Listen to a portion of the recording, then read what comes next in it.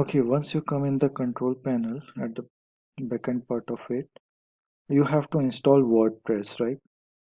And WordPress is a CMS, a control management system actually. So after installing that one, you can design and develop your website as well. So how to download that WordPress? So simply from your backend part, just you scroll down and you have to search for Softaculous app installer. So here, like this. Okay.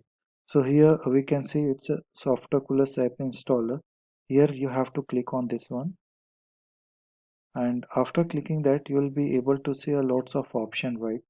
So these are the different CMS where you can go and you can create it your website, but we are preferring the WordPress, and it is very easy and user friendly to manage your site. So here you don't need any technical skills or technical knowledge.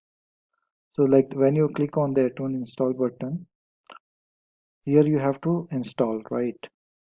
So how you'll be installing, just click on this one, and here you have to select your domain. So whatever the domain you have purchased or taken, so by default it will be coming over here, and you can select that one. For example, this is the site, you can select this, right? So I'm leaving that one because already it is installed over here. And site name, you can give the name of your site, otherwise you can do it later. And site description also you can do it later. The next process will be here, you have to come, you have to create your admin username, right? So here you can type your username according to you, uh, like XYZ I'm typing, and here you can select the password, right? You can set the password, and after doing this one, don't forget to put your email address.